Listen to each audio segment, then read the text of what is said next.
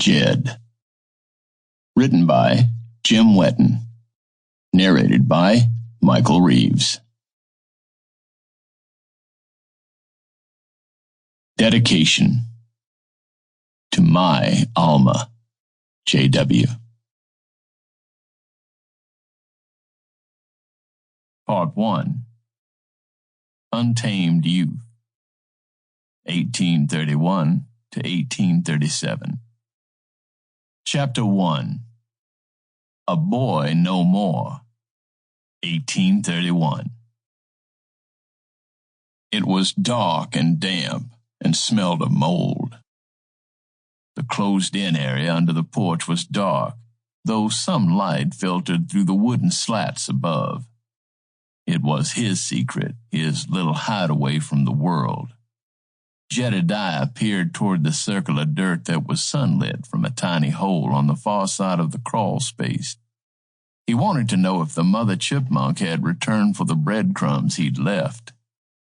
He stared up at the porch floor, weather-worn from above, but silky smooth from his viewpoint.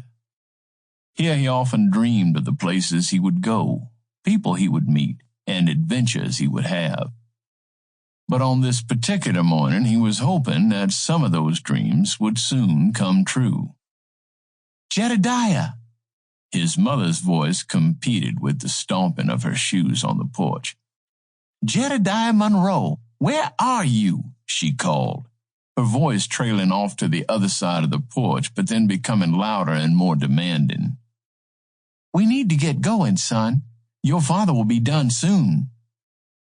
Jedidiah crawled quickly through the broken siding of the far side of the house, then ran around to the front, yelling, "I'm ready, Mama." He hastily wiped his pants, desperate to conceal where he'd been. He looked up in time to catch the flutter of his mother's dress as she began the short walk to the church. He grabbed his hat and hurried along the trail to catch up with her. He was happy that he hadn't stayed for his father's sermon and instead had come home to help his mother. Now that church was over, it was time to go back and set out the refreshments she had spent all morning baking. This was their weekly routine. Hustling back to the church, he wondered, will this be the last time I ever have to do this? Jedidiah looked up at the church that he knew was meant to be his someday. The stark whiteness of the wood siding was bright under the sun, while the majestic obelisk-shaped steeple soared high in the morning sky like a welcoming hand. He gazed at his favorite part of it, the bell tower, halfway up the steeple. The bells rang loudly as the clapper struck the brass, pealing and reverberating across the valley.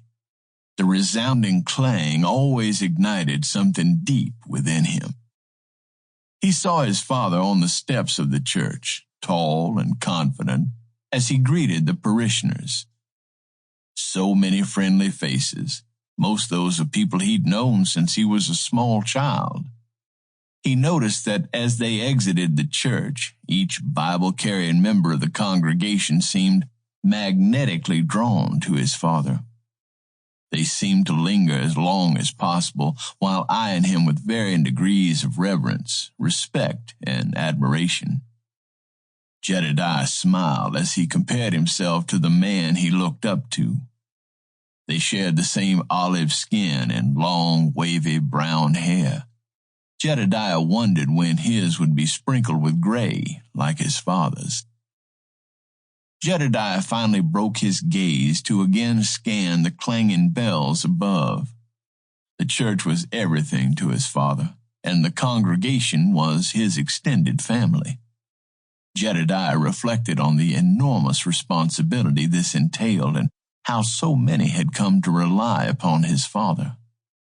Pastor Zachary Monroe made it clear that no matter what was happening in his life, nothing mattered more than the people of his church did.